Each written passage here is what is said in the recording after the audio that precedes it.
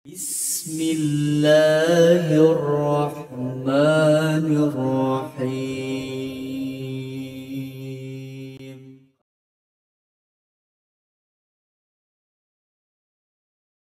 Sangat baik sekali, akan lebih lebih baik lagi kita coba nanti masuk memahami bagaimana sih, bukan hanya sekedar memahami maknanya tapi memikirkan, karena biasanya guidance-nya adalah di Quran sendiri banyak yang disebutkan mengenai tadabbur ya, jadi ayat-ayat yang sudah Allah sampaikan, lalu bagaimana kita memahaminya, membuat koneksinya, atau juga merenungkannya sehingga bisa mendapatkan sesuatu, jadi petunjuk ya, petunjuk buku untuk diri kita. Jadi bukan cuma capturing the knowledge, tapi how we apply that knowledge in our daily life. Sehingga karena kalau ada proses tadabbur, proses berpikir, insya Allah itu akan jadi mempengaruhi framework berpikir kita gitu loh. Karena kalau kita sering memikirkan ayat ya, kenapa ya begitu ya, oh ini maksudnya apa ya, sehingga nanti satu saat itu akan mewarnai pola pikir kita gitu loh. Sehingga saat kita berhadapan dalam kehidupan keseharian pasti akan ada pengaruhnya dari proses tadabbur itu gitu ya. Beda dengan kalau hanya knowledge, ya kita tahu emang begini, tafsirnya begini, maknanya begini, terus lalu bagaimana, so what gitu ya. Dan terkadang kita suka berlepas dalam kehidupan sehari-hari, kita jalankannya dengan cara bagaimana, tapi saat kita belajar, kita tahu ilmunya begini, maknanya begini, tapi kenapa itu tidak tercermin pada keseharian kita ya. Jadi intinya adalah tadabbur itu memahami Quran sehingga kita mendapatkan kemanfaatan dari sana dan mempengaruhi dalam kehidupan keseharian kita.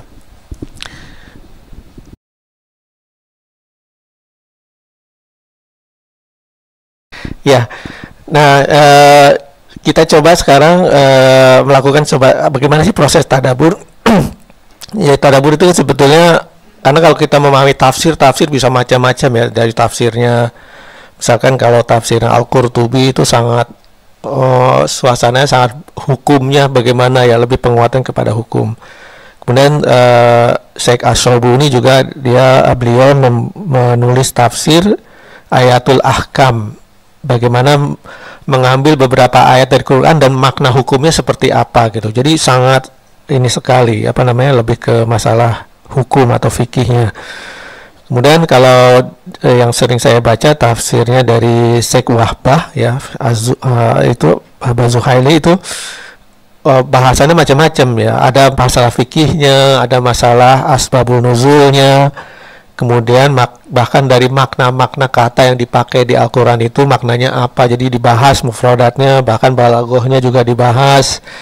Jadi macam-macam. Jadi ya makanya para mufasir itu biasanya menulis, memang kita tidak intinya beliau mencoba memaparkan sebanyak mungkin makna yang bisa didapat dari Al-Quran. Tapi jelas ternyata kenapa kalau kita lihat mufasir yang lain kok jadi bahasanya sedikit berbeda meskipun prinsipnya sama ya, ternyata karena makna itu bisa sangat banyak sekali, sangat dalam sekali. Makanya sebaiknya memang kalau membaca tafsir bukan cuma satu tafsir, ada tafsir yang lain, karena kita bisa dapat hal-hal lain dari penafsiran yang ditulis oleh mufasir yang lain ya. Sedangkan tadabbur itu lebih pada proses berpikir, kita mencuplik beberapa ayat, atau ayat ini maksudnya apa, nanti kita lihat ambil perspektif dari ayat tersebut. Meskipun ayat itu perspektifnya sangat banyak, tapi minimal satu atau beberapa perspektif itu yang kita coba pahami, ada maknanya, atau palingnya satu perspektif yang kita coba ambil. Misalkan dari satu ayat misalkan Al-Fatihah ya, kita nanti insya Allah coba masuk ke surat Al-Fatihah, kita mulai lagi dari awal. Al-Fatihah kan ada 7 ayat ya, karena masing-masing ayat tuh maknanya bisa banyak, tapi kita hanya ambil satu aja ya. Jadi sedikit lebih baik selama maknanya itu masuk ke dalam hati kita ya. Jadi tidak perlu harus banyak, minimal sedikit saja kita bisa masuk atau mendapatkan sesuatu dari yang dimaknakan di sana ya. Nah, kita coba kebetulan saya ambil ini dari, ada satu kitab namanya Al-Quran At-Tadabbur wa Amal ya. dibuat setahu saya dari Saudi. Jadi bahasannya apa namanya, bukan tafsir ya, tapi ambil cuplikan-cuplikan dari para mufasir. Kemudian di sana kita coba dalami maknanya, terus kemudian ada pertanyaan-pertanyaan apa yang kita bisa jawab di sana. Kemudian nanti juga ambil beberapa ayat, lalu bagaimana mengamalkan ayat tersebut ya, dari apa yang dimaksudkan di ayat tersebut ya. Oke, kita coba mulai. Ini kan kita tahu lah ya, ini surat apa ya? Ya tadi saya bilang sudah suratul Al-Fatihah. Insya Allah semuanya sudah hafal di sini ya. Nah setelah hafal, lalu bagaimana selanjutnya? Ya jelas lanjutannya adalah memahami makna dari surat tersebut atau dari masing-masing ayat tersebut ya. Jadi kira-kira kita itu sudah paham ya semua maknanya ya. Ada masih yang belum tahu nggak? Maksudnya Alhamdulillahirabbil alamin itu maksudnya apa atau gimana? Kira-kira sudah semua tahu ya? Atau ada yang masih belum? Nah, kalau masih belum, ya coba minimal paham ya. Sehingga saat kita nanti membaca, karena Al-Fatihah itu kan juga disebut apa namanya, surat 7 ayat yang dibaca berkali-kali. Maksudnya apa? Karena ya tiap sholat kan kita baca Al-Fatihah gitu. Kemudian dalam pembukaan doa biasanya kita juga sering memakai surat Al-Fatihah. Dan terkadang surat Al-Fatihah pun dipakai untuk membantu menyembuhkan orang sakit. Jadi macam-macam fadilahnya ya. Fadilah itu keutamaan atau juga kemanfaatan dari surat tersebut ya. Jadi minimal setelah kita hafal, kita coba memahami maknanya ya. Minimal maknanya aja gitu ya. Dan nanti setelah makna baru kita coba mendalami maksudnya apa. Jadi misalkan Bismillahirrahmanirrahim. Artinya apa? Ya, artinya dengan nama Allah yang Ar-Rahman dan Ar-Rahim. Nah, Ar-Rahman itu apa? Ar-Rahim itu apa? Jadi mulai kita coba dalami di sana ya. Sehingga saat kita membaca Bismillahirrahmanirrahim, itu hati kita hadir. Ya, kira Bismillah dengan nama Allah yang Maha Pengasih lagi Maha Penyayang. Ya, kalau terjemahan Indonesianya seperti itu ya. Apa bedanya Ar-Rahman dan Ar-Rahim? Ya, apakah itu selalu berbarengan atau sebenarnya maknanya bisa berbeda? Nah, di sana kita coba dalami lagi ya. Jadi arti dari Bismillah itu sebetulnya apa gitu loh? Ya, kalau dengan nama Allah yang Maha Pengasih lagi Maha Penyayang, itu kan artinya seperti kita membuat stempel ya. Makanya kalau kita mau makan kan baca Bismillahirrahmanirrahim, itu artinya kita menstempel bahwa kegiatan makan kita itu menjadi kegiatan ibadah. Ya, karena apa? Karena kita mulai dengan asmanya Allah, gitu. Dan asma Allah, Bismillah itu kan bisa mengubah hukum dari sesuatu. Kalau misalkan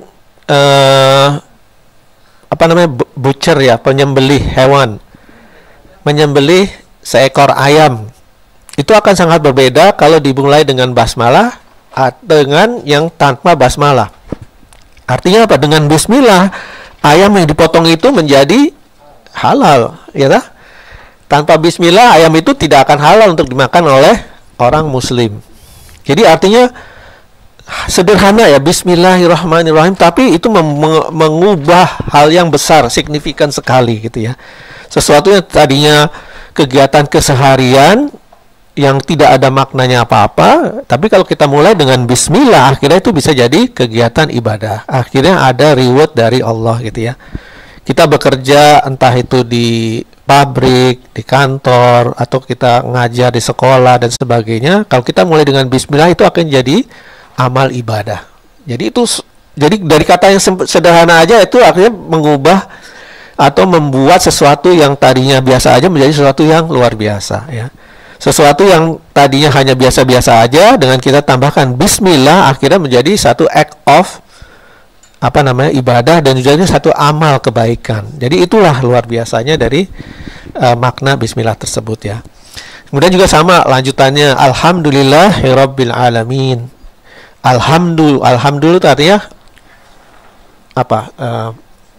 Pujian. Segala puji bagi Allah. Oh iya ya.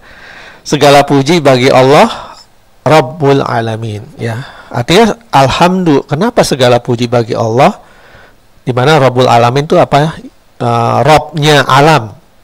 Robnya alam itu bisa dikatakan, Rob itu kan bisa jadi pemiliknya atau bosnya alam, atau bisa dikatakan yang mengelola alam itu tersebut, yang menjaga alam itu untuk tetap jalan dengan baik dan sebagainya, dengan segala aturannya, dengan segala rule dan sebagainya, ya.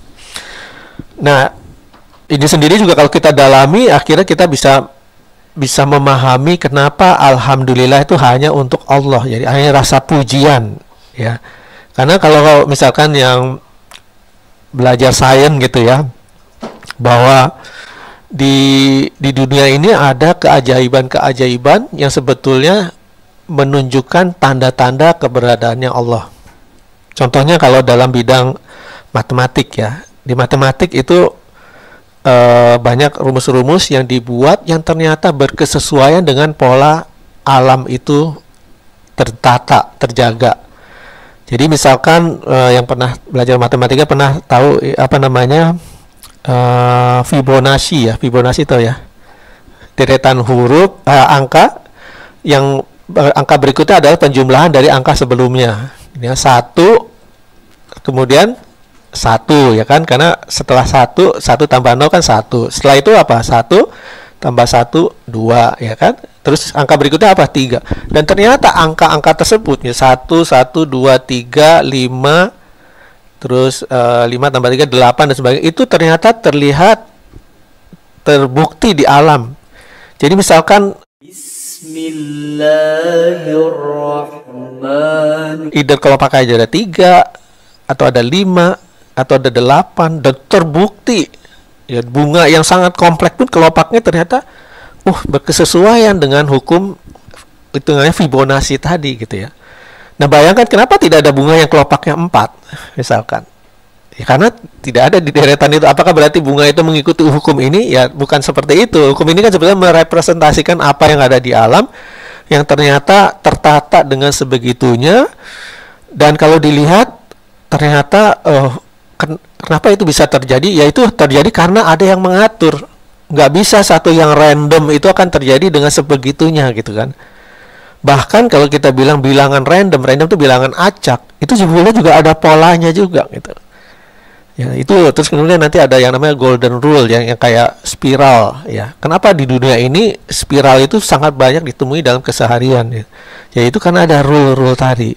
Dan kemudian para ahli mathematician membuat satu rumusan memahami kondisi alam seperti apa, sehingga segala apa yang terjadi di alam itu bisa diprediksi.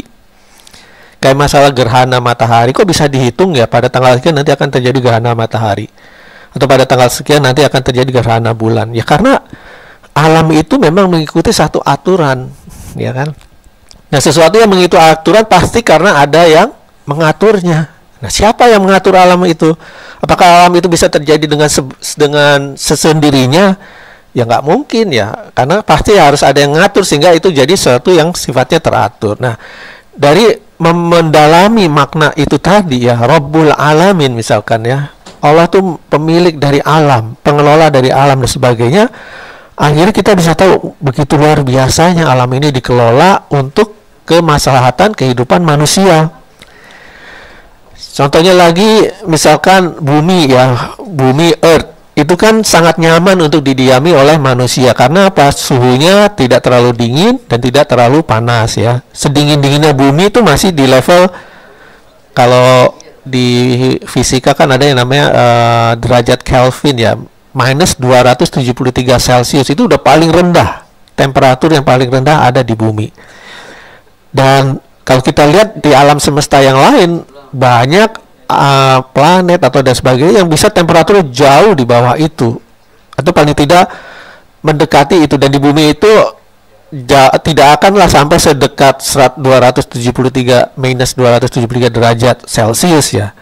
Jadi masih tetap bisa dihidiami oleh manusia, ya, entah itu kita dihidup di maaf, jadi bukan 273 itu 273 secara teoritis itu suhu yang paling rendah, tapi bumi itu di atas 273. Bahkan kalau kita ke tempat yang paling terdingin di bumi, misalkan apa di kutub utara atau kutub selatan, orang masih bisa hidup di sana gitu kan, dengan segala peralatan dukungannya. Terus sepanas-panasnya permukaan bumi itu orang masih bisa hidup di sana ya, ya kecuali di inilah di apa namanya di gunung di lahar ya, nggak ya, orang nggak akan hidup di sana. Tapi paling nggak majority area di bumi itu bisa didiami oleh manusia. Bayangkan ada planet lain yang namanya Mars, yang itu temperatur sangat ekstrim ya, antara terkena matahari bisa sangat tinggi, tidak tertutup, saat tertutup matahari langsung anjloknya juga sangat jauh, which is orang akan sulit untuk bisa hidup di sana kecuali dengan segala peralatan yang luar biasa. Dan sampai saat ini belum ditemukan ada apa namanya, entah planet atau tempat yang lain di luar angkasa itu yang kira-kira bisa dihuni oleh manusia. Jadi bisa dikatakan bumi itu satu-satunya tempat sampai saat ini ya yang bisa dihidupi oleh manusia dengan segala proteksinya dari Allah gitu ya. Bumi itu dilingkupi oleh atmosfer ya, mungkin Mas Ryan tahu tuh, ahli atmosfer ya, dimana itu memprotek kehidupan di bumi ini dari ganasnya kehidupan luar angkasa ya. Luar angkasa itu kan dengan segala sinar infrarednya, dengan segala macam-macam ya, atau ada meteorit dan sebagainya. Jadi bayangkan, jadi kalau kita di bumi kan istilahnya kok enak-enak aja ya, paling ya separah-parahnya ya angin lebat gitu ya, atau dan sebagainya, hujan yang turun sehingga banjir dan sebagainya, but that's all gitu kan. Bayangkan di luar angkasa bukan cuma itu, bisa aja meteorit yang jatuh dan sebagainya yang akhirnya bisa memusnahkan manusia atau makhluk yang hidup di sana. Nah, dari itu sendiri akhirnya ternyata that makes sense kenapa alhamdulillah Rabbil alamin. Ya, karena apa? Segala puji ya, alhamdulillah segala puji hanya bagi Allah, pengelola, penyelenggara, yang menjaga alam ini semuanya gitu kan. Jadi alhamdulillah. Jadi alhamdulillah itu kalau bahasa Arab itu namanya apa namanya? Bukan yang nakiroh ya, ma'rifat. Jadi karena ada alif lam. Jadi artinya special pujian untuk Allah. Spesial pujian artinya apa? Diterjemahkan bahasa Indonesia segala puji.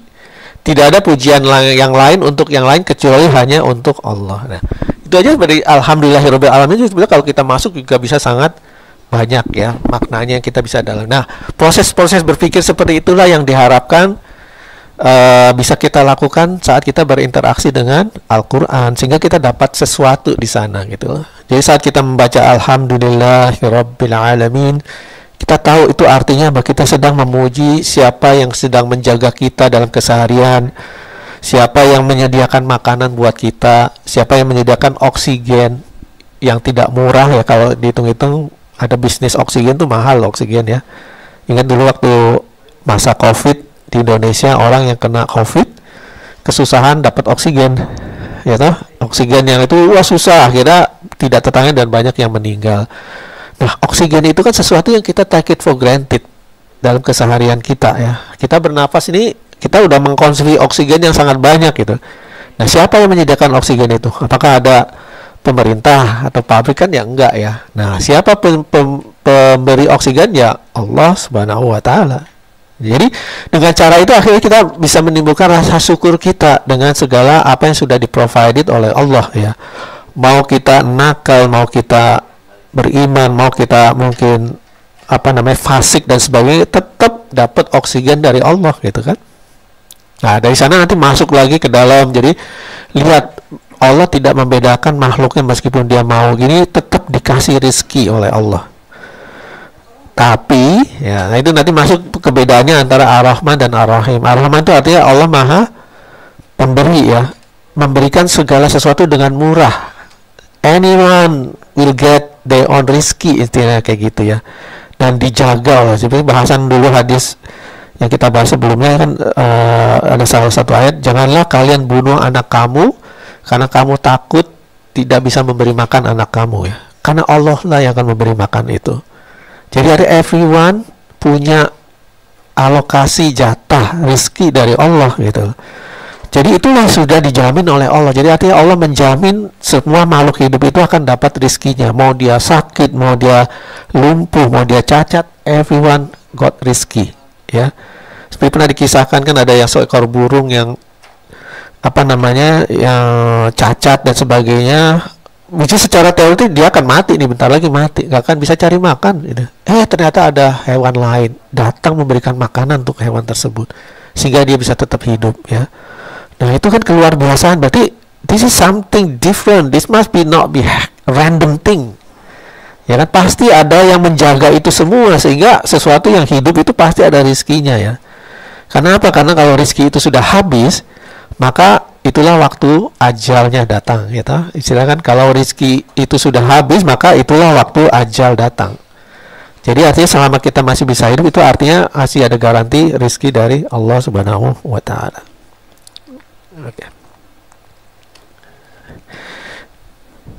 Oke ya, jadi itu hanya sekilas saja. Baru kita ngomong berapa, satu ayat, dua ayat saja itu sudah banyak yang kita bisa dapatkan dari sana ya. Nah sekarang saya tidak dalam membahas surat Al-Fatihah secara tafsir, tapi kita bagaimana sih kita bertadabur, berkontemplasi dengan Al-Quran. Dalam hal ini kita bahas masuk ke surat Al-Fatihah. Oke. Di apa? Oke. Oh belum itu.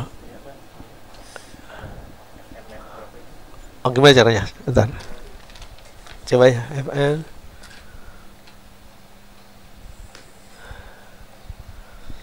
Bentar, masalah ini dulu supaya bisa tampil di rekaman dan juga di layar.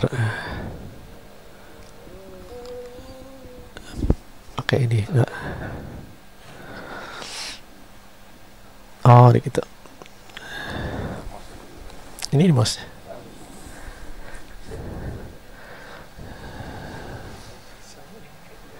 Kok save ya file?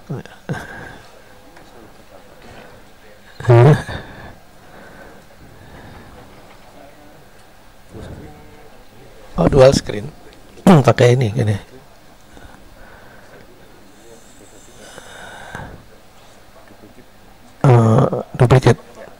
Duplicate mana duplicate? Oh, just. Oh, screen duanya ya.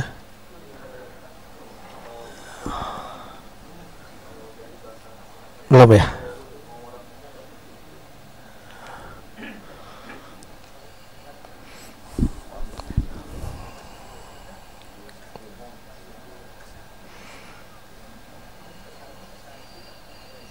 Bisa.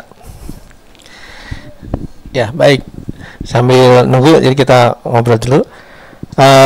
Yaitu tadi surat Al-Fatihah. Jadi surat yang sangat sederhana, dalam hitungan hanya 7 ayat, tapi pemaknaannya sangat dalam sekali. Bahkan bisa dikatakan ulumul ayat. Ibunya dari ayat-ayat Al-Quran itu ada di surat Al-Fatihah. Itu artinya kalau Allah hanya turunkan surat Al-Fatihah saja, itu sudah cukup sebagai petunjuk dari kita. Petunjuk untuk kita maksudnya ya. Petunjuk sehingga mungkin bisa dikatakan tanpa ayat yang lain pun udah cukup sebetulnya. Jadi artinya memahami surat Al-Fatihah saja itu sudah kita bisa dapat banyak dari sana ya. Jadi dari ayat-ayat yang kita baca tadi ya, per ayat ya. Alhamdulillahirabbil alamin, segala puji hanya untuk Allah gitu kan. Segala puji, there's no other such thing that deserve to be praised except just for Allah. Ya, hanya untuk Allah, karena begitu luar biasanya Allah menyediakan fasilitas kehidupan buat diri kita ya. Terus Ar-Rahman Ar-Rahim ya. Allah itu yang Maha Rahman dan Maha Rahim. Rahman bisa dikatakan memberikan kepada semua makhluknya, tidak ada batasan, everyone deserve to get something from there gitu kan. Tapi kita masuk Ar-Rahim, Ar-Rahim itu bisa juga diterjemahkan sebagai yang continuously giving ya. Tapi juga bisa special giving ya, yang Maha Penyayang. Artinya adalah mirip tadi dengan Ar-Rahman, tapi this is more selective. Selektif pada hanya hamba-hambanya yang taat saja. Artinya saat orang memberikan sesuatu, oh baik sekali ya, orang itu semua orang dikasih gitu, nggak apa-apa. Tapi ada hanya beberapa aja yang dia sangat sayang, sangat special. Ya, nah itu beda ya. Jadi makanya itu masuk ke Ar-Rahim yang tadi gitu ya. Jadi yaitu bedanya Ar-Rahman Ar-Rahim. Terus Malik Yaumiddin, yang memiliki Yaumiddin. Apa itu Yaumiddin? Sering diterjemahkan sebagai hari akhir, hari pembalasan, hari perhitungan, ya. Which is sesuatu yang sebetulnya kalau kita bayangkan itu sangat satu hari yang sangat ngeri. We are very very fear pada hari itu. Karena apa? We never know apakah yang kita lakukan sudah cukup membuat Allah ridho, sehingga kita insya Allah akan dimasukkan ke tempat yang terbaik di sisinya Allah gitu ya. Nah, Yaumiddin itu juga masuk kepada, meskipun itu hari yang menakutkan, hari yang mengerikan, tapi karena kita berusaha untuk menjadi orang atau manusia yang taat kepada Allah, insya Allah Allah will taking care of that. Jadi meskipun ngeri dan sebagainya, tapi insya Allah selama kita berusaha untuk menjadi hamba yang taat, itu akan membuat kita being guarantee we are all taken care di sana gitu ya.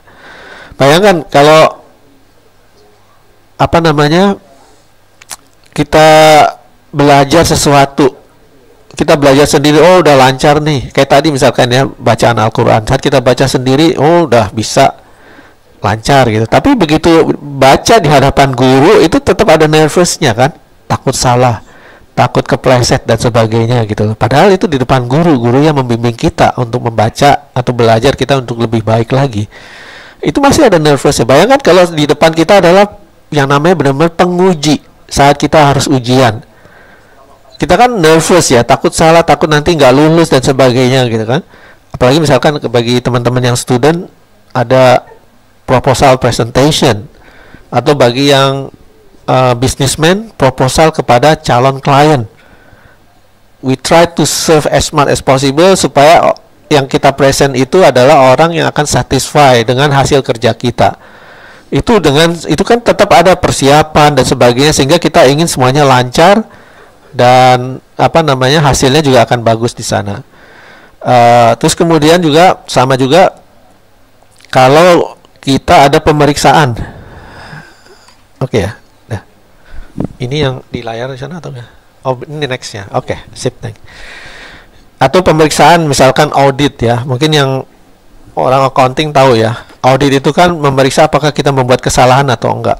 Wah, itu kan nervous ya. Kita merasa udah yakin kok semuanya clean, semuanya sudah tercatat dan sebagainya, tidak ada yang miss. Tapi begitu ada audit pasti aja ada nervousnya. Takutnya salah. Kok dia nemu sesuatu yang kita nggak kepikiran misalnya. Jadi satu temuan itu baru diaudit biasa. Nah, bagaimana nanti di yaumil akhir, yaumil hisab, hari yang dimana kita benar-benar nanti akan dicek apakah emang kamu sudah sesuai dengan apa yang harapkan Allah ya. Banyak hadis yang mengatakan ada seorang yang orang lain menganggap dia mati syahid gitu loh. Ternyata tidak mati syahid karena dia matinya bunuh diri, tidak tahan terhadap luka dalam peperangan, akhirnya membunuh diri. Dia bukan syahid, tapi orang lain melihat itu sebagai orang yang syahid ya. Di hadis lain mengatakan bahwa ada seorang yang amalnya kelihatannya amal untuk menuju surga, but the end dia tidak masuk surga. Ada orang yang amalnya kelihatan buruk tapi at the end dia masuk surga. Berarti kok kayaknya tidak ada kesesuaian ya. Ternyata masuk lagi kualitas dari amal itu yang menentukan. Jadi bukan banyaknya kita melakukan amal-amal yang seolah-olah kebaikan, tapi pada at the end ternyata ada unsur-unsur yang tidak membuat amal itu jadi diterima oleh Allah. Ya, itu kan nervous, we didn't know gitu. Kita merasa udah banyak sholat, kita merasa udah bisa baca Al-Quran, tiap hari kita udah baca Quran, lalu posisi kita di mana? Di hadapan Allah, pasti akan ada nervousness. Nah, di sanalah nanti Allah menjaga kita. Selama kamu berusaha untuk baik, Allah tidak akan sia-siakan kebaikan yang kamu sudah lakukan di sana ya. Oke, kita coba mulai masuk yang tadabbur atau contemplative one ya. Kita ambil beberapa aspek aja. Jadi bismillahirrahmanirrahim. Alhamdulillahirabbil arrahmanirrahim maliki yaumiddin. Artinya dengan nama Allah yang Maha Pengasih lagi Maha Penyayang. Alhamdulillahirabbil alamin, segala puji bagi Allah Rabbul Alamin, pemilik dari alam ya, penjaga dari alam. Ar-Rahmanir-Rahim, Allah yang Maha Rahman dan Maha Rahim. Tadi sudah kita singgung ya. Maliki yaumiddin, Allah pemilik hari akhir, pemilik hari hisab ya. Yang dikatakan ka'anahu subhanahu yaqulu, jadi di seolah-olah Allah berkata ya, Ya ibadi, wahai hambaku, in kuntum tahmaduna wa tu'azimuna lil kamali zati wa sifati. Jika wahai hambaku, jika kalian memuji dan mengagungkan untuk kesempurnaan zat hakiki dan sifatnya, fahamiduni, maka pujilah aku. Fa inni anallah, sesungguhnya aku ini Allah, ya, Allah mengatakan itu ya. Wa in kana li ihsani, ya sesungguhnya aku Allah, karena Allah lah yang berhak untuk dipuji ya. Dipuji atas kesempurnaan zatnya, atas kesempurnaan sifatnya ya. Jadi kalau kita baca Asmaul Husna yang ada sampai 100, sebenarnya nama Allah lebih dari 100 ya. Karena ada satu kitab bahasanya nama-nama Allah di luar Asmaul Husna juga udah ada. Kalau kita baca nama-nama Asmaul Husna itu kan nama-nama yang kesempurnaan ya. Allah yang maha sempurna di sana. Jadi artinya menunjukkan kalau engkau memuji Allah karena kesempurnaannya Allah, baik itu zatnya atau sifatnya, maka pujilah Allah. Maka kita fa inni ana Allah, karena Allah inilah Allah gitu kan, yang memang berhak untuk dipuji dengan segala kesempurnaannya ya. Wa in kana li ihsani wa tarbiyati, dan jika jika untuk kebaikan dan juga untuk tarbawi pendidikan ya, wan in'ami, dan juga untuk pemberian. Jadi melihat Allah dalam konteksnya Allah yang maha baik, Allah yang maha mendidik kita, menjaga kita, dan Allah yang maha memberi kita. Fa ini ana rabbil alamin, karena maka inilah Allah Rabbul Alamin. Allah memang itu udah kerjaannya Allah, intinya gitu. Kerjaannya Allah menjaga kalian untuk bisa tetap hidup dengan nyaman, hidup dengan rizkinya, hidup dengan jatah kehidupannya gitu. Maka inilah Allah Rabbul Alamin ya, Allah semesta alam, Rabb. Kalau Rabb itu bisa dikatakan juga tuan rumah, itu juga bisa Rabb gitu. Tapi ini Rabb di sini Allah yang menjaga alam itu untuk bisa tetap sustain ya, tetap nyaman untuk dihidupi oleh manusia ya. Wa in kana li rojai, dan jika untuk harapan rojai ya, wa tamai fi mustaqbal, dan juga harapan dan keinginan untuk masa depan, untuk kehidupan yang terus ke depan ya. Fa ini ana rahmanir rahim, maka inilah Allah yang maha pengasih lagi maha penyayang. Wa in kana lil khaufi, dan jika untuk khauf itu rasa takut ya, fa ini ana malikul yaumiddin, maka sesungguhnya aku Allah penguasa dari hari pembalasan. Jadi karena ketakutan kamu untuk hari akhir nanti, maka inilah Allah penguasa hari pembalasan ya. Jadi Allah menunjukkan di sana jangan takut selama kita berusaha untuk menjadi orang yang baik, maka nanti Allah will taking care of that, intinya gitu ya.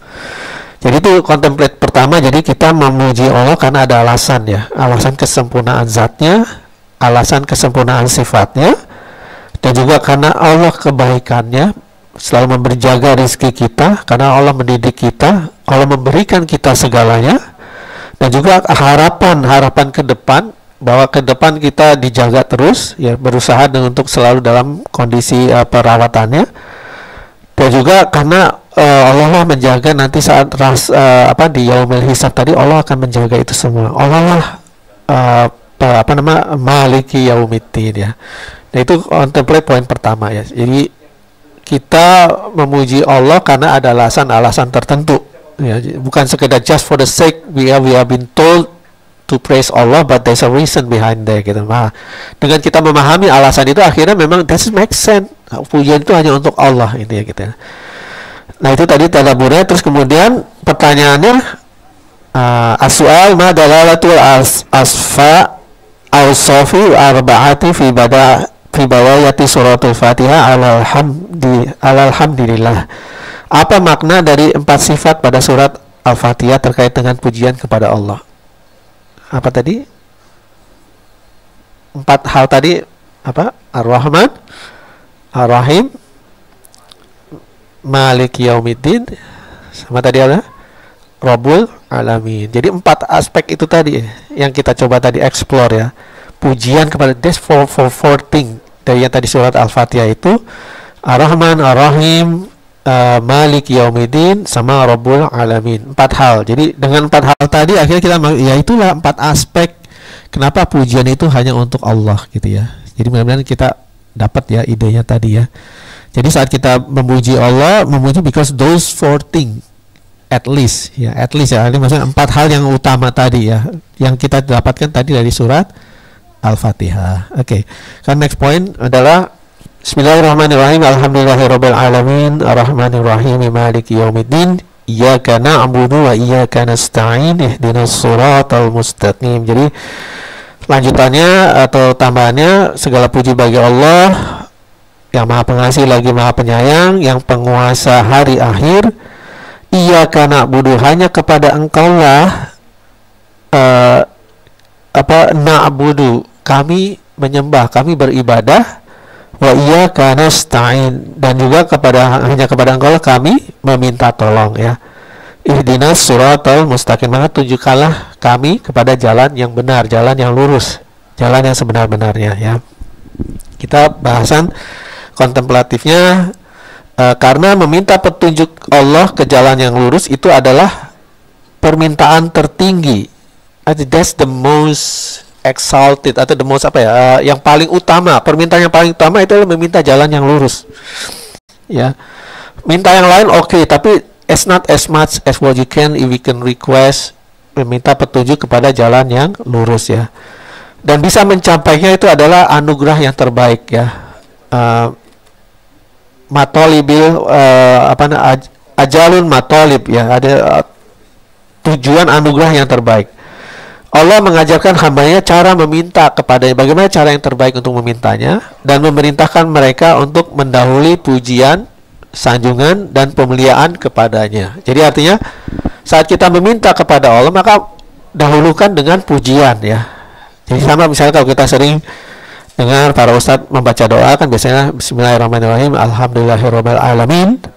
Jadi mulai dengan Alhamdulillahirabbil hamdasyakirin, segala pujian sangat disyukuri ya. Hamdan naimin, segala pujian atas pemberiannya. Jadi mulai dengan pujian-pujian tersebut. Jadi di Al-Fatihah tadi kan kita mulai dengan pujian ya.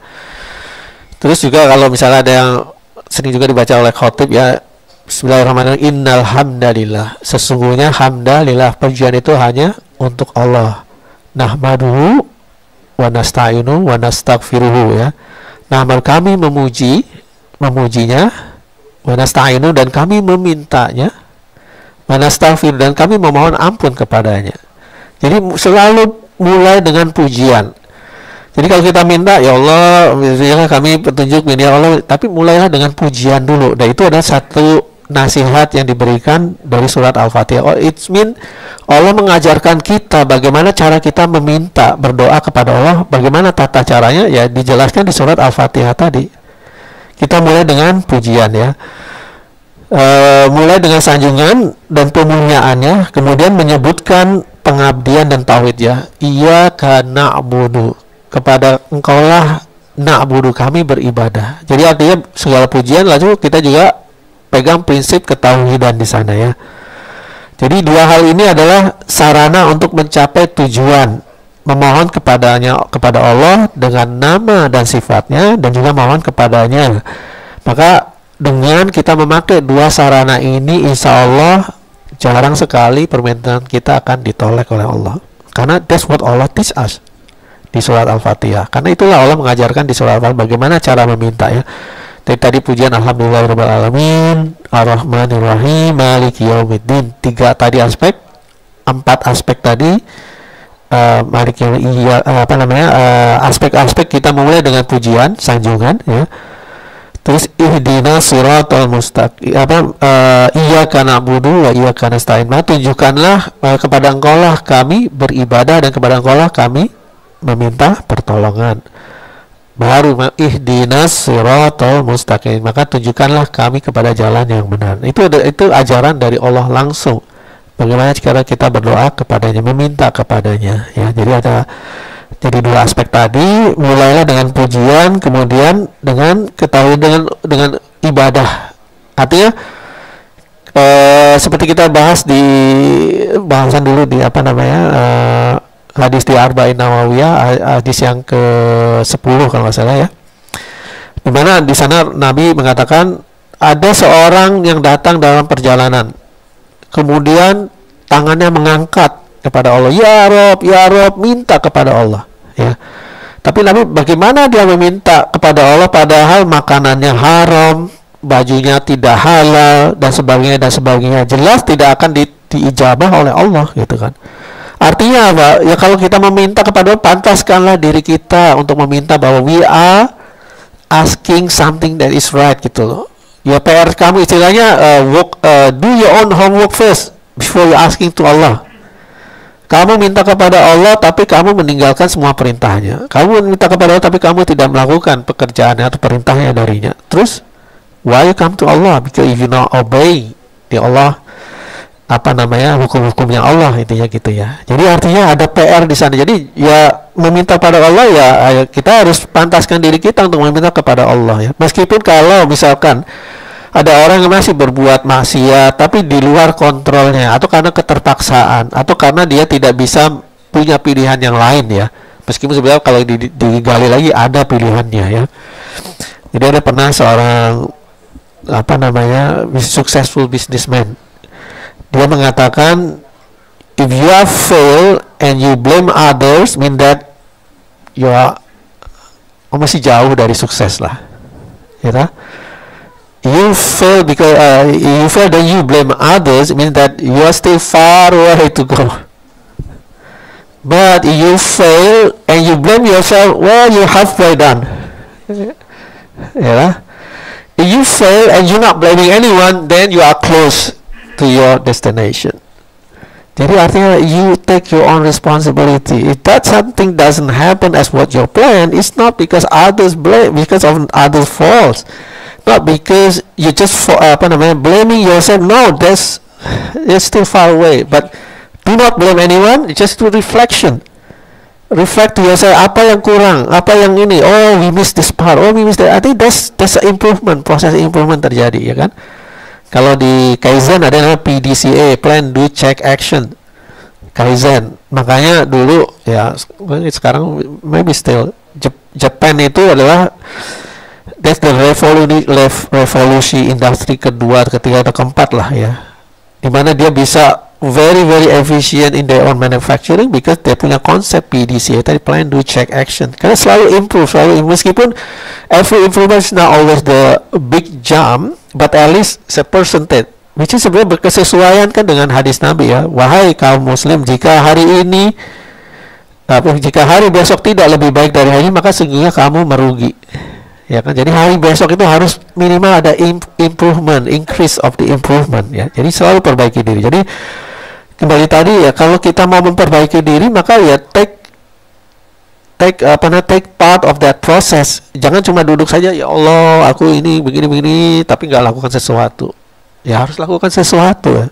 You keep asking, if you keep doing the same thing but you asking different result, mean that lakukan sesuatu yang sama tapi berharap hasilnya berbeda. Is that make sense? No. Yeah. Jadi itu tadi harus take action, involvement, being involved in that process, sehingga successful is just a matter of time. It's not a matter of angan-angan, intinya kayak gitu ya. Jadi ya itu tadi, mana ini sebenarnya berkesesuaian dengan prinsip manajemen kan. Ya kembali lagi, jadi makna dari Al-Fatihah itu juga bisa kita derive ke hal-hal yang lain dalam kehidupan kita keseharian ya. Jadi ini sebenarnya akhirnya kita bisa dapat guidance dari apa yang kita baca, guidance yang kita bisa ambil. Oh, karena untuk mendapatkan sesuatu dari Allah kita harus participate, take action at certain part, then success is become tangible. Sukses become sesuatu yang reachable, measurable dan sebagainya. Jadi ini prinsip manajemen ini gitu kan. Take action, then we can get the result ya. Jadi itu kembali dua aspek tadi. Nah sekarang kita masuk pertanyaannya. Aswa dukirat fil ayati wasilatani lil ijabati du'ai mahuma. Jadi ada dua aspek tadi. Apa tadi? Pujian dan kemudian homework tadi. Ya ta? Actionnya mana gitu. You asking for some result, then put your action on that gitu. Or else You just dreaming. Dreaming mimpi aja ya, mimpi di siang bolong bisa dikatakan gitu ya. Oke, terus next tadabur ya, insya Allah waktunya 10 menit lagi masih cukup ya. Iyyaka na'budu wa iyyaka nasta'in. Iyyaka, jadi kenapa disebut iyyaka dulu? Istilahnya kalau dalam bahasa Arab, kenapa objeknya dulu disebutkan kepada engkau lah. Na'budu wa iyyaka nasta'in. Karena iyyaka begitu dia disebutkan di awal, itu konteksnya adalah seperti melimit hanya, artinya hanya kepada engkau. Jadi beda kan ya, na'budu wa nasta'in iyyaka. Jadi kalau iyyaka di belakang jadi hanya ya kepada engkau, tapi juga kepada yang lainnya ya. Tapi kalau di depan itu ya karena konteksnya bahwa untuk seorang hamba mendapatkan pertolongan, kebutuhan hamba dalam semua ibadahnya adalah membutuhkan pertolongan dari Allah. Jadi artinya bahwa never tell yourself that I can do this because my own power. I can do it. That's not true. It is because Allah give us the power to do so. Artinya bahwa we have a plan, but sometimes the plan doesn't work. Padahal kita udah prepare hal-hal segala detailnya dan sebagainya. Wah, nanti malam saya mau sholat tahajud 20 rakaat tambah witir 3 rakaat. Dia tidurnya kebablasan ya kan. Padahal dia udah prepare dan sebagainya, udah makan buah dulu ada sebagainya lah ya. But then it doesn't happen. Not because dia tidak punya power, karena dia sudah prepare, because Allah put different scenario,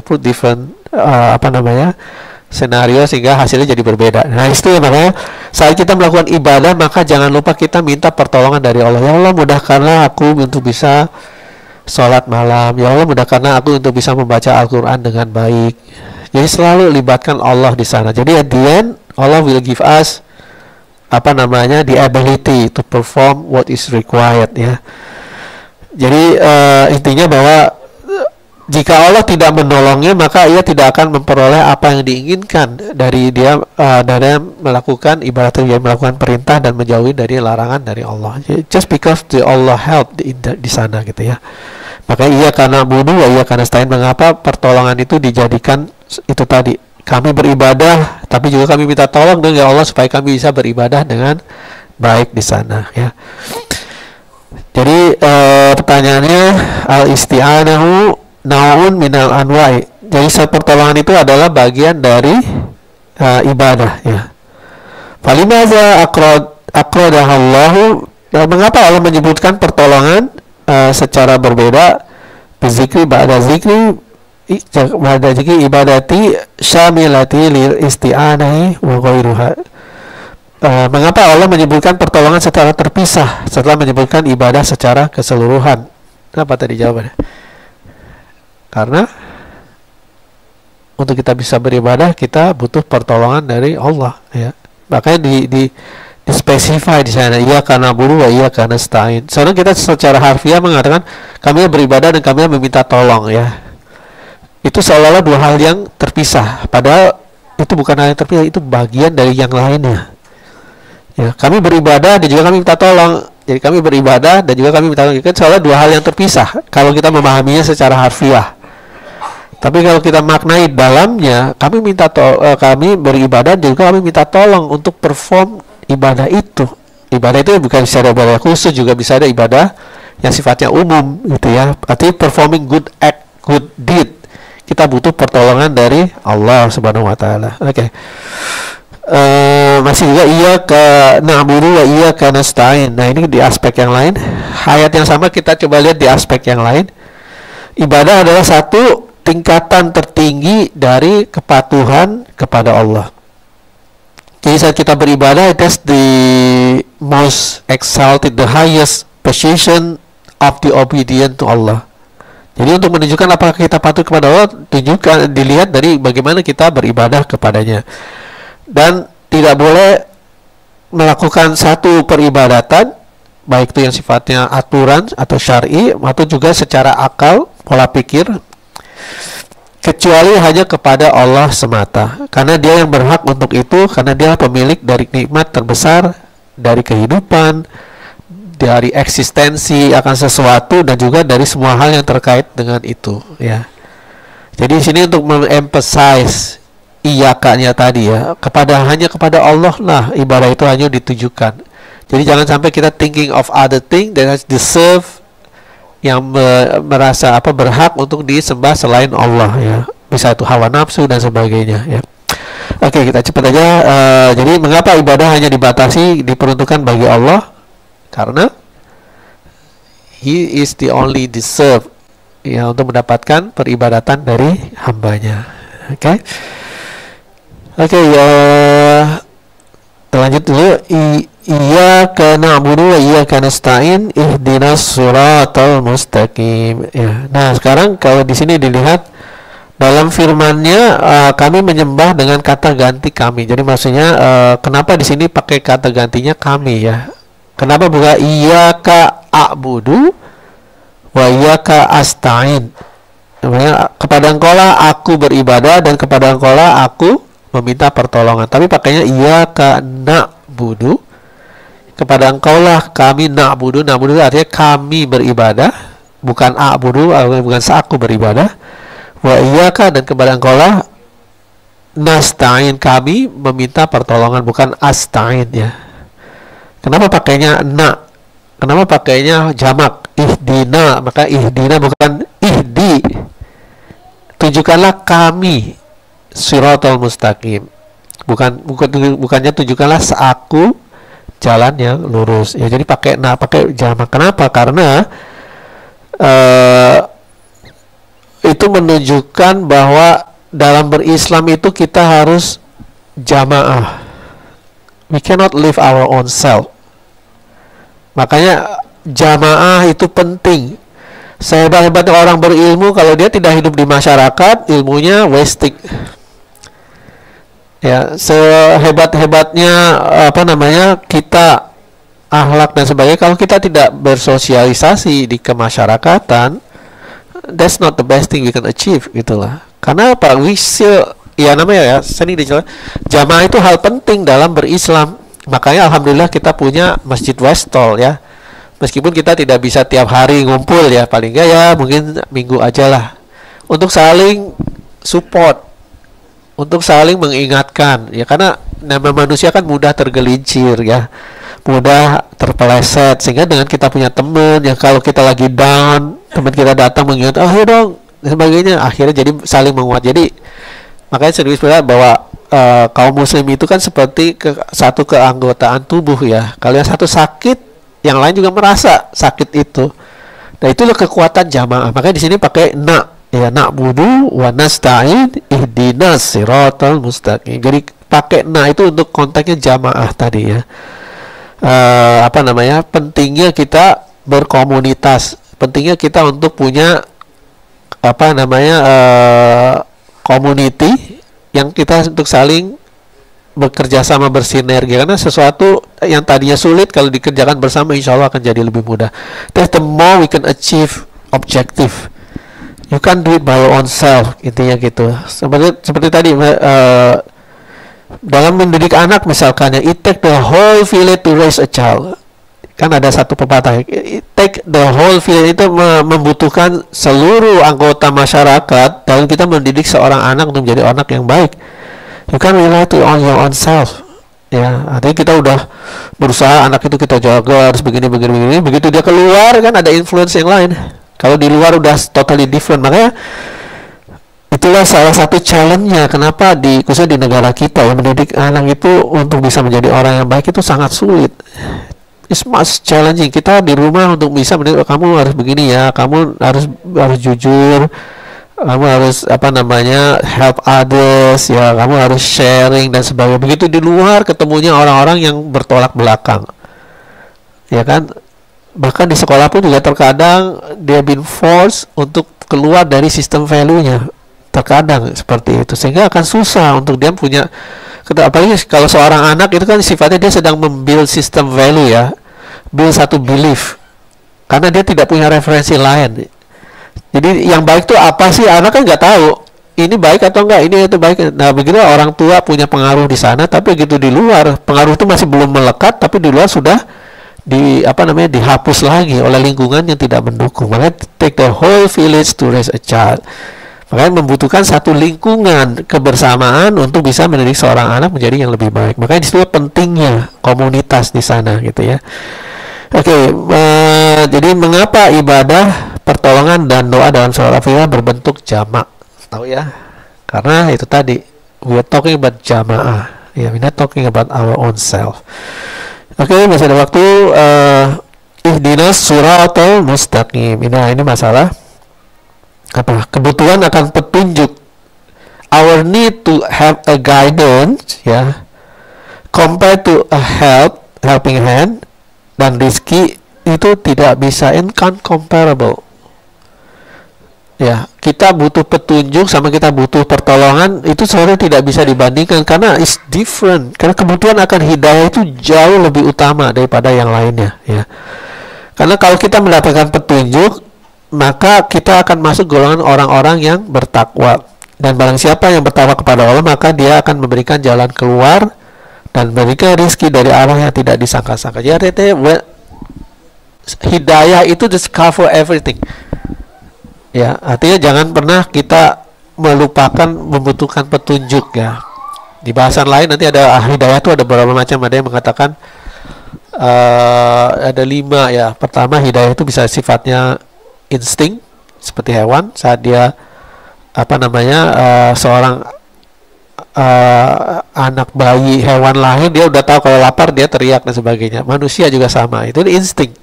Itu yang kedua, hidayah berkaitan panca indera, ya. Panca indera artinya dengan melihat dan mendengar dan sebagainya, dia akan dapatkan suatu input masukan sehingga dia tahu, paling nggak tahu arah lah, paling nggak tahu itu apa, ini itu apa gitu ya. Itu yang ketiga, hidayah yang sifatnya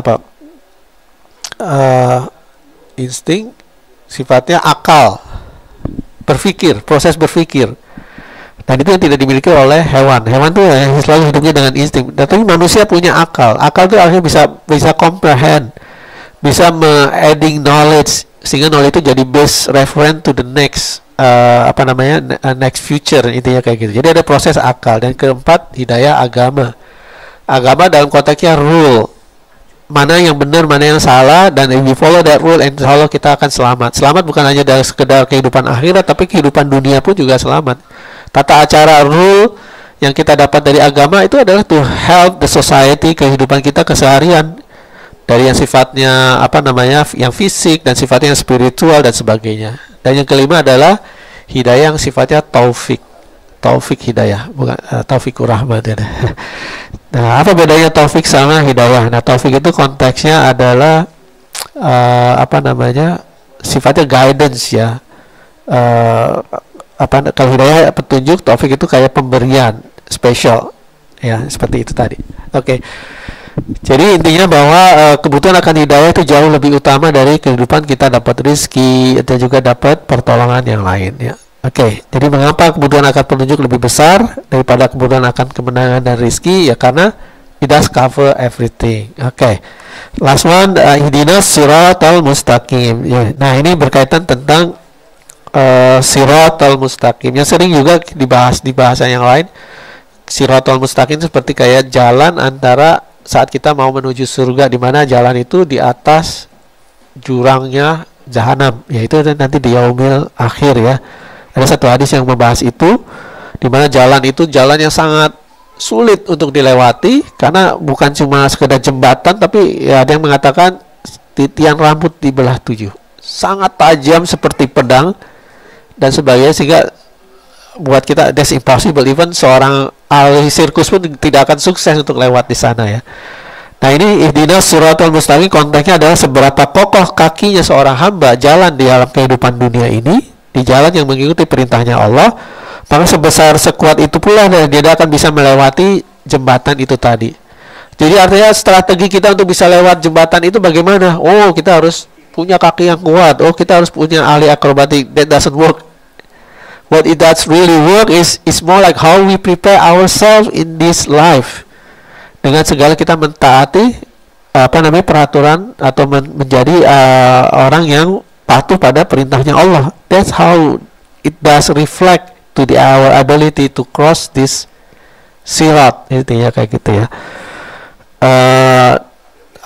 Nanti untuk orang yang insya Allah mendapat, orang-orang yang beriman, banyak kan di hadis lain dijelaskan ada yang jalannya bisa secepat kilat, ada yang jalannya bisa seperti kedipan mata, seperti angin lewat, ada yang bisa jalan berlari kecepat, ada yang bisa seperti jalan, ada yang terseok-seok, ada yang hampir kepreset, ada yang jatuh ke bawah dan sebagainya dan sebagainya. Nah, which are all us gitu lah, kita yang mana gitu kan? Apakah kita yang nanti tertatih-tatih atau kita yang insya Allah jalannya secepat itu? Nah, how we prepare, how we be part of the one yang kita expect.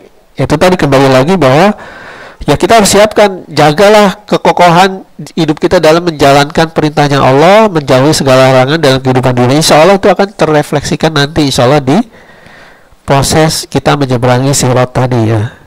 Karena jelas the reward atau the our ability based on our good deed dalam kehidupan dunia ini ya. Jadi maka perhatikanlah langkah hamba di jalan itu dari langkahnya di jalan ini. Maksudnya perhatikan nanti bagaimana, seperti apa nanti kita dengan apa yang kita bisa lakukan di jalan yang sekarang ini sebagai pembalasan yang setimpal. Sehingga kalian tidak akan dibalas kecuali sesuai dengan amal perbuatan kalian. Jadi kita harus reflect to what we have done in our life here to be reflected later insyaAllah on the akhirat. Lalu apa hubungan antara keteguhan hamba di jalan yang lurus di dunia dan jalannya kelak di akhirat? Ya itu tadi, kembali tadi. Jadi seberapa kokohnya kita menjaga kepatuhan kita kepada Allah, insya Allah that's how we be reflected insya Allah di jalan akhirat tadi. Bagaimana kita bisa melewati itu, just ngeri lah, gak kebayang gitu ya. Kita harus nyebrang sesuatu, kalau nyebrang even nyebrangnya cuma 1 meter pun, kalau bawahnya seperti itu, that's pasti ada self doubt, ada keraguan dalam hati gitu ya, kengerian, apalagi dengan lihat apa yang terjadi di bawah. Nauzubillah, misalnya kita dihilangkan atau dijauhkan dari yang mencelakai kita di jalan tersebut. Amin ya rabbal alamin. Mungkin itu masih ada beberapa hal sedikit aja mungkin makna ya. Bismillahirrahmanirrahim. Abtadi'u iqra'ati musta'inan bismillah. Jadi yaitu kita memulai membaca pertolongan dengan bismillah ya, membaca artinya bismillah tadi ya. Yaumuddin itu artinya yaumul jazai wal hisabi, jadi hari pembalasan dan juga hari hisab, perhitungan ya. Ghairil maghdub, apa itu ghairil maghdub? Maknanya bisa direfleksikan, ada ahli mufassir mengatakan itu adalah Yahudi, kaum Yahudi, atau waman sababahum fi tarkil amali bil ilm, jadi atau golongan-golongan orang yang meninggalkan amal dengan ilmu, artinya melakukan sesuatu tanpa ilmu, mengada-ngada dan sebagainya ya. Jadi atau dia sudah, padahal dia sudah tahu ilmunya seperti apa, sudah tahu dari apa, but they just throwing away ya. Sekarang ad-dhalin sudah juga diterjemahkan sebagai kaum Nasara, atau waman sababahum fil amali bighairil ilm, atau orang-orang yang melakukan amal tanpa ilmu. Kalau tadi melakukan amal dengan meninggalkan ilmu pada dia sudah tahu, sedangkan yang kedua melakukan amal tanpa ada ilmunya, without knowledge dan sebagainya. Jadi nah ini masuk ke amal yang penting ya. Maka yang pertama adalah berdoalah kepada Allah dan mulailah doa dengan pujian dan sanjungan kepadanya seperti di surat Al-Fatihah tadi ya. Kita mulai dengan pujian, lalu berdoalah di sana. Kemudian mintalah apa yang Anda inginkan seperti yang ditutup dalam surat tersebut ya. Kemudian itu jadi amalan yang kita bisa lakukan. Jadi saat berdoa ingat, remember we start with pujian kepada Allah, dengan juga kita melakukan do our own homework. Insya Allah itu akan jarang tertolak ya. Kemudian Al-Fatihah ada surat yang teragung dalam Quran dan surat yang paling sering dibaca, maka bacalah tafsirnya. Dari salah satu tafsir yang kita bisa baca, perbanyaklah merenungkan ayat-ayatnya tadi ya. Jadi PR tadi merenungkan ya. Terus kemudian tetapkan kelompok orang-orang yang baik dan saleh dan perbanyaklah bergaul dengan mereka. Jadi be part of the community. Kalau kita ada tahu community orang-orang baik, maka be part of them, supaya kita bisa ikut jadi orang baik di sana. Itu 3 amal tadi ya. berdoa dengan pujian. Yang kedua adalah pelajari lagi, baca tafsirnya untuk kita bisa paham maknanya. Kemudian join to the community orang-orang baik di sana. Oke. Dan ini masuk ke teknis. Jadi surat ini terbagi dua aspek tadi. Ada yang aspeknya untuk Allah dan juga aspeknya untuk hamba, ya. Jadi batasannya apa? Ihdinas siratal mustaqim untuk hamba gitu ya. Sebelumnya adalah pujian kepada Allah.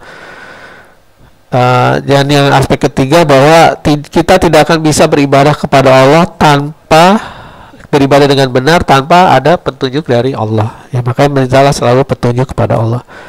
Dan untuk yang tadi lanjutannya adalah waspada dari cara kita melakukan sesuatu. Jangan tiru orang yang melakukan amal dengan meninggalkan ilmu. Dia sudah tahu mana yang benar tapi tidak mau dilakukan. Dan juga jangan melakukan sesuatu tanpa ilmu, tanpa pengetahuan. Maka pentingnya ilmu di sini gitu ya.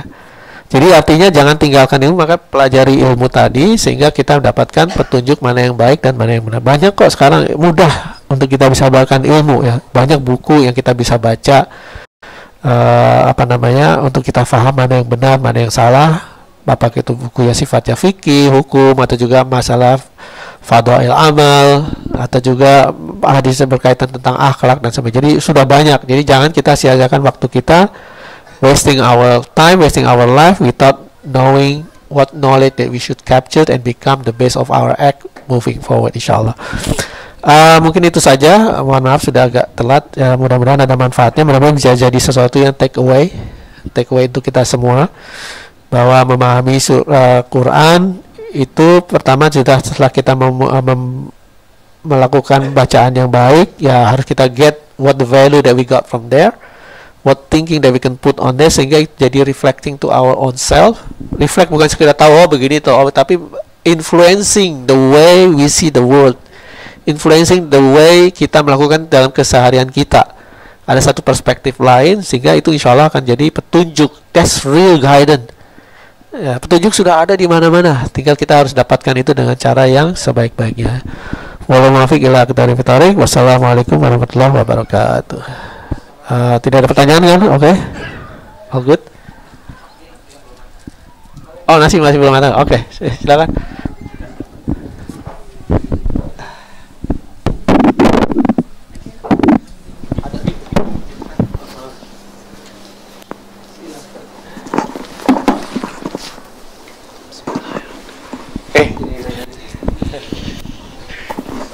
Assalamualaikum warahmatullahi wabarakatuh. Waalaikumsalam warahmatullahi. Ini dapat pesan juga dari dapur, masih 15 menit. Waduh, 15 jadi menit. Tolong bertanya karena gak ada yang bertanya, saya akan bertanya dan menguatkan mungkin. Terkait dengan surat Al-Fatihah ini,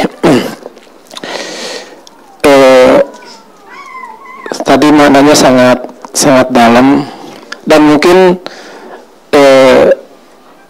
saya lebih memberi ajakan kepada sahabat-sahabat majelis di Masjid Westall terkait pentingnya surat Al-Fatihah. Al-Fatihah ini termasuk satu-satunya rukun wajib yang menghantarkan salat itu diterima sama Allah ataupun tidak. Karena ada hadis yang la salata liman lam yaqra bi Fatihatil Kitab. Tidak akan diterima salat seseorang kecuali membaca surat Al-Fatihah. Termasuk saya belajar diperbaiki juga sama Ustadz Taufik gitu kan. Jadi pentingnya surat Al-Fatihah apalagi tadi maknanya disampaikan dan masih sangat luas kalau dibahas. Dan mungkin permintaan dan harapan mudah-mudahan si kajian Al-Fatihah ini bisa diperdalam baik secara pembacaan sama maknanya. Kenapa? Karena ini adalah satu-satunya ayat yang menghantarkan sah tidaknya salat seseorang. Kalaupun Al-Quran itu ada 30 juz, ada 6.666 ayat lebih, itu tidak berpengaruh kalau kita bacaannya kurang bagus, kasarnya. Tapi kalau Fatihah kita tidak benar, maka salat kita itu tidak sah. Makanya buat sahabat-sahabat jamaah Masjid Dostol, ayo maksimalkan masjid ini untuk belajar Al-Fatihah semaksimal mungkin, dari mulai bacaan yang baik dan yang benar, juga maknanya dari per huruf, per kalimat dan sebagainya. Mungkin harapan saya Al-Fatihah ini bisa dijadikan ada kajian khusus yang benar-benar, sehingga semua kita, khususnya laki-laki itu, bisa menjadi seorang imam minimal di keluarganya dengan bacaan yang terbaik. Seperti itu. Mungkin Ustadz Taufik mau menyampaikan sambil nunggu 15 menit. Mungkin itu Pak, harapannya bisa dibikin session yang khusus. Misalkan kita kaji Al-Fatihah itu lebih mendalam, dan juga secara bacaan kita semua bisa baca dengan baik dan benar, seperti itu. Karena kalau Al-Fatihah kita udah baik, insya Allah ayat-ayat yang lain kita akan baik juga ke depannya. Mungkin itu saja harapannya, supaya kajian Al-Fatihah ini ada ruang khusus yang dibahas secara mendetail dan mendalam. Terima kasih. Ya, terima kasih Pak. Memang benar, surat Al-Fatihah surat yang sebetulnya singkat tapi signifikan, karena kegunaannya bukan cuma kegunaan, tapi pertama maknanya jelas sangat, tadi kita sudah explore, mungkin tadi hanya sekilas lah, tapi dalam konteks peribadatan itu jadi satu kunci dalam arti ya banyak ibadah-ibadah kita yang berbasis dari surat Al-Fatihah, ya kebenaran dalam kita membacanya atau merefleksikannya, that influence the quality dari ibadah kita, ya. Jadi artinya kalau kita beribadah memang jangan hanya sekedar just for the sake of doing it, but we should try ourselves beribadah untuk bisa mendapatkan value dari ibadah. Seperti tadi kan kita tahu bahwa sholat itu mencegah perbuatan keji dan mungkar. How? Ya, sholat itu bisa mencegah orang berbuat keji dan mungkar, ya. Padahal banyak kita lihat kasus yang orang itu sholat kok, tapi masih kayak gitu aja misalkan, ya. Berarti they don't get something from what their ibadahnya. Jadi itu tadi, memang memahami. Jadi kayak misalkan saat kita sholat just for the sake of doing, ya 5 menit selesai, atau mungkin 3 menit, atau ada yang mungkin 2 menit, ya. Sholat 4 rakaat tuh ada yang bisa ngebut. Tapi kalau kita coba reflection to our reading, jadi saat kita membaca Al-Fatihah misalkan, ya, minimal Al-Fatihah lah, saat kita sholat terus kita memahami apa what we are saying. Kayak Bismillahirrahmanirrahim, itu bayangannya Bismillah, aku berkata, dengan nama Allah lah, yang Maha Pengasih lah, ya. Lalu masuk Alhamdulillahirabbil alamin, ya Allah Engkau yang memang layak dipuji, tidak ada sesuatu yang layak dipuji kecuali Engkau, ya. Terus masuk yang berikutnya pada iyyaka na'budu wa iyyaka nasta'in. Nah, coba saat kita baca itu kita memahami maknanya, itu akan different. It's totally change the way we do sholat. Ya, saya mungkin juga up and down juga, ya. Kalau pas lagi pengen, atau bukan pengen, saya lagi berusaha untuk bisa itu, begitu masuk the different sholat, different experience. Akan beda. Karena apa? Just like we talk to Allah directly. Jadi kalau kita, bagaimana sih kita berbicara kepada Allah gitu, ya, saat kita baca Quran, saat kita sholat, that's the communication that we start to build with Allah gitu kan. Akan beda, tiba-tiba ada rasa haru misalkan, ya, tiba-tiba akan was different, totally different. Beda kalau kita sholat, ini tinggal 5 menit lagi mau ada meeting, kita sholat dulu, ya, sholat, ya akhirnya hanya sebatas bacaan saja, recitation, that's it. But kalau kita nanti dapatkan experience into our ibadah gitu, ya, harus masuk ke level yang berikutnya gitu tadi, memahami maknanya, dan saat kita when we are doing it, itu tadi connect dengan maknanya, sehingga itu seolah-olah kayak we talk directly to Allah gitu. Jadi artinya itu tadi, maka penting untuk memahami tadi, ya, pembahasan. Jadi kalau misalnya bahasan surat Al-Fatihah, ya, kalau kita lihat salah satu tafsirnya misalkan, ya, yang saya pernah pelajari dulu, saya juga belajar dari ada satu Pustek Orang Afghanistan gitu ya, belajar tentang Ayatul Ahkam. Sampai surat Al-Fatihah sejam tuh nggak selesai. Itu baru sekian persennya. Karena kalau kita lihat kitabnya Ali Sobuni ya, Ayatul Ahkam Al-Fatihah bahasanya bisa berapa puluh halaman tuh. Di bahasan hukumnya, bahasan ini kenapa begini, kenapa begitu, luar biasa gitu. Tapi memang dalam sesi ini kan lebih masuk ke tadabbur, kayaknya singkat aja karena kita tidak punya waktu banyak, hanya 1 jam. Bayangan saya sih, pikiran saya basis dengan kitab ini. Sekilas saja per halaman kita bahas tadabburnya apa, tapi nanti mungkin bisa itu Pak siapa nanti bisa ngisi kalau apa bahasan tentang Al-Fatihah tadi ya, luar biasa sebetulnya. Jadi kita lebih paham, insya Allah bisa jadi lebih bermakna sesuatu buat diri kita dalam keseharian kita ya. Dengan surat Al-Fatihah itu juga sering juga seperti Al-Sifa, surat obat saat kita sakit bacakan Al-Fatihah. Itu juga insya Allah ada maknanya. Jadi luar biasa. Jadi banyak apa namanya istilahnya harta karun di sana. Harta karun yang luar biasa yang kita mungkin sering sia-siakan karena ketidaktahuan kita ya. Mungkin itu saja. Kira-kira udah siap makanan? Udah ya, alhamdulillah. Kita bisa lanjut ke acara berikutnya. Mudah-mudahan bermanfaat dari apa yang kita tadi lakukan, jadi bahan yang kita bisa bawa pulang, menjadi bekal untuk kita bisa jadi lebih baik lagi. Semoga Allah mudahkan kita untuk bisa mendapatkan kebaikan. Tadi ihdinas siratal mustaqim, ya Allah berikanlah petunjuk kepada kami agar kami jadi orang-orang yang yang terjaga dalam petunjuk-Mu dan juga melakukan amal dengan segala pertolongan-Mu ya. Jazakumullah khairan. Subhanakallahumma bihamdika asyhadu an la ilaha illa anta astaghfiruka wa atubu ilaik. Wassalamualaikum warahmatullahi wabarakatuh.